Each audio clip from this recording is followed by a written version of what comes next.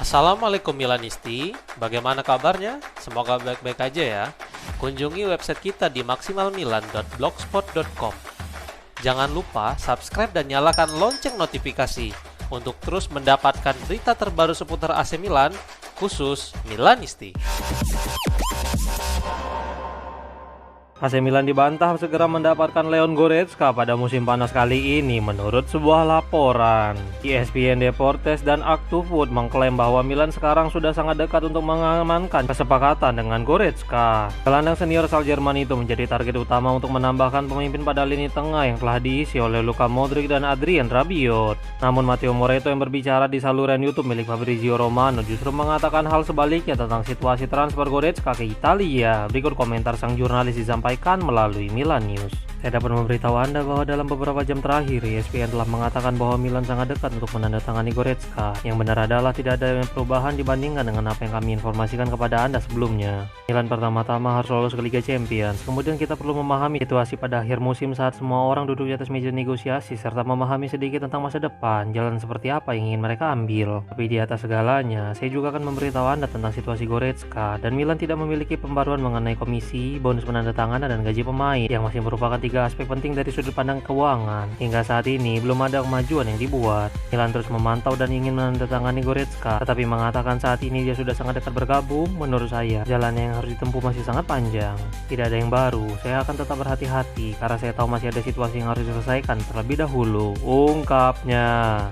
AC Milan berpotensi membawa pulang Tierney Reinders pada musim panas mendatang menurut sebuah laporan. Kaut Offside melaporkan bahwa Reinders bisa meninggalkan Manchester City setelah hanya satu musim di sana. Ada perubahan besar yang akan datang, terlebih masa depan Pep Guardiola yang diragukan akan tetap bertahan sebagai manajer The Citizen. Selain itu, para pemain senior seperti Bernardo Silva dan John Stone juga akan pergi dengan status bebas transfer. Jasa Reinders tampaknya tidak terlalu disukai seiring berjalannya musim ini, sehingga baik City maupun sang gelandang harus segera diselesaikan pada akhir musim. Banyak klub yang telah antri untuk membawanya seperti Arsenal, Newcastle United, dan Aston Villa dari Inggris. Tetapi Rossoneri tampaknya tertarik reuni dengan pemain berdarah Indonesia itu musim depan. Meskipun menit bermainnya terus menurun, tetapi Reinders tetap mengumpulkan 48 penampilan musim ini untuk City dengan kontribusi dalam 15 gol. Kembalinya ke San Siro jelas akan disambut baik. Terlebih Diavolo masih membutuhkan pemain untuk mengisi peran gelandang kanan dan Massimiliano Allegri tentu akan senang memilikinya di dalam skuad. AC Milan akan melanjutkan tradisi dengan para pemain yang akan menggunakan nama ibu mereka di jersey pada pertandingan resmi. Klub telah mengkonfirmasi bahwa untuk tahun ketiga secara berturut-turut, mereka akan merayakan Hari Ibu dengan mempertahankan tradisi tersebut. Pada akhir pekan ini, tim utama putra dan putri akan mengenakan nama dari ibu mereka di bagian belakang jersey mereka. Ide ini juga akan ditampilkan selama pengumuman susunan pemain resmi. Milan Futuro dan skuad Primavera Putra akan terlibat, sementara tim U8 akan ditemani ke lapangan oleh ibu mereka menjelang kick-off babak pertama. Museum Mondo Milan sekali lagi akan ambil bagian dalam ide tersebut. Bagian dari hasil penjualan tiket untuk mengunjungi museum pada hari AC Milan versus Atalanta akan digunakan untuk mendukung proyek-proyek Foundation Milan. Untuk mendukung acara tersebut, Banco BPM yang merupakan bank resmi Milan sebagai sponsor jersey tim wanita dan sponsor pertandingan Milan Atalanta akan mendirikan stand di luar San Siro yang bekerja sama dengan AIRC atau Asosiasi Italia untuk Penelitian Kanker, di mana para penggemar akan dapat mendukung penelitian onkologi melalui donasi. Giorgio Furlani menentang langkah AC Milan dalam pengejaran Robert Lewandowski menurut sebuah laporan. Milan News mengkonfirmasi bahwa kedatangan Pini Zahavi beberapa hari terakhir ke Italia adalah mencoba untuk menemukan pelabuhan baru bagi Lewandowski. Kontrak striker Polandia itu akan berakhir dan dia sedang mengevaluasi semua tawaran yang masuk dengan Milan menjadi salah satu klub peminat. Namun laporan tersebut mengklaim bahwa pemain nomor 9 Barcelona itu bukan sosok yang tepat untuk mengisi lini serang Diavolo. Furlani selaku CEO klub percaya mantan pemain Bayern Munchen itu tidak cocok untuk proyek yang sedang mereka bangun karena usianya yang sudah lanjut. Dewi akan berusia 38 tahun pada Agustus mendatang dan dia menuntut gaji yang signifikan mengingat dia akan tersedia secara bebas transfer. Jadi ini akan menjadi paket keuangan yang cukup besar sehingga petinggi Rossoneri jelas tidak akan setuju dengan beberapa alasan krusial tersebut. Marco Palestra menegaskan bahwa dia terbuka untuk pindah pada musim panas saat AC Milan terus memantaunya. Milan Vibes dan beberapa surat kabar lainnya melaporkan bahwa Milan mengincar Palestra, tetapi banyak tim Italia lain yang mengincar bakat pemain muda Italia itu. Musim ini, dia tampil luar biasa dalam bahasa pinjamannya bersama Cagliari, tetapi Atalanta adalah klub induknya dan jelas mereka akan menarik sang bek pada musim panas. Sekarang Palestra diwawancarai oleh Dazan di mana dia menjelaskan bahwa dia telah siap untuk melangkah ke tahap selanjutnya dalam karirnya. Berikut komentar sang bek muda itu. Sejujurnya, saya bukan pemain yang istimewa, itu membutuhkan usaha. Saya banyak menggunakan kaki kiri saya untuk berkembang, jadi sekarang saya lebih nyaman menggiring bola dengan kaki kiri saya, dan kemudian mungkin menembak dengan kaki kanan saya perlu mencetak lebih banyak gol. Musim di Cagliari, salah satu pengalaman terbaik dalam hidup saya selalu merasa dicintai oleh para penggemar. Mereka semua memberi saya begitu banyak dukungan dan saya memiliki hubungan yang luar biasa dengan semua orang di ruang ganti. Cagliari itu indah, pilihan yang sempurna. Ketika Anda datang ke sini, Anda dicintai dan disambut oleh seluruh Sardinia. Ketika Cagliari menelpon saya, semua rekan satu tim saya di Atalanta mendorong saya untuk datang ke sini dan saya mengerti alasannya. Ungkapnya.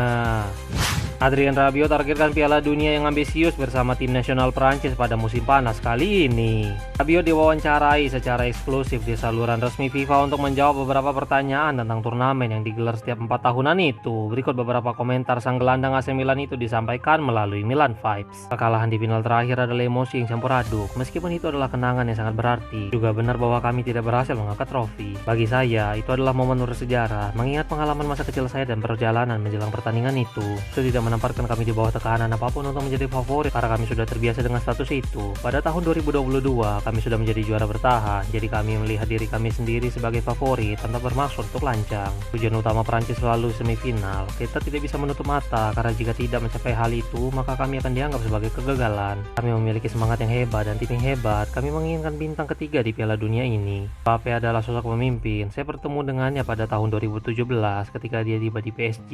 Dia masih sangat muda. Dalam jangka panjang, dia telah terbukti sangat penting untuk setiap tim tempat dia bermain dan sekarang dia juga jauh lebih dewasa. Ungkapnya. Massimiliano Allegri dan Iglitare berpotensi meninggalkan AC Milan meskipun lolos ke Liga Champions menurut sebuah laporan. Calciomercato.com melaporkan bahwa iklim ketidakpercayaan terus menyebar di dalam tubuh Milan.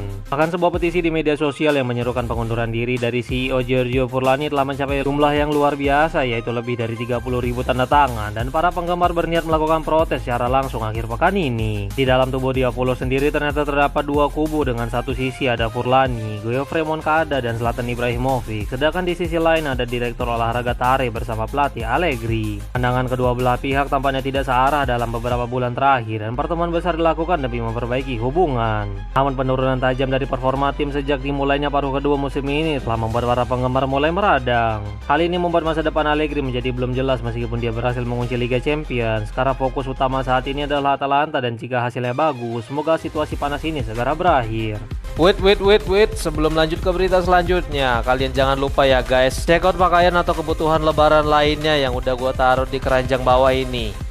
Beberapa pemain AC Milan berhenti untuk menyapa dan bertemu para penggemar di Milanello menurut sebuah laporan. Milan Press melaporkan bahwa ada sedikit situasi menyenangkan di Milanello sebelum pertandingan melawan Atalanta akhir pekan ini. Milan membutuhkan 6 poin dari 3 pertandingan tersisa untuk mengamankan posisi 4 besar serta 1 slot untuk berkompetisi di Liga Champions musim depan. Beberapa penggemar telah berkumpul di depan gerbang pusat pelatihan Milan itu untuk menyambut para idola mereka. Beberapa pemain Italia pun berhenti untuk memberikan tanda tangan dan sesi foto kepada para penggemar. Mereka adalah Davide Bartesaghi, Samuele Ricci, dan Matteo Gabbia.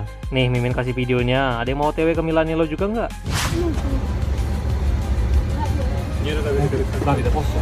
Un attimo. Grazie.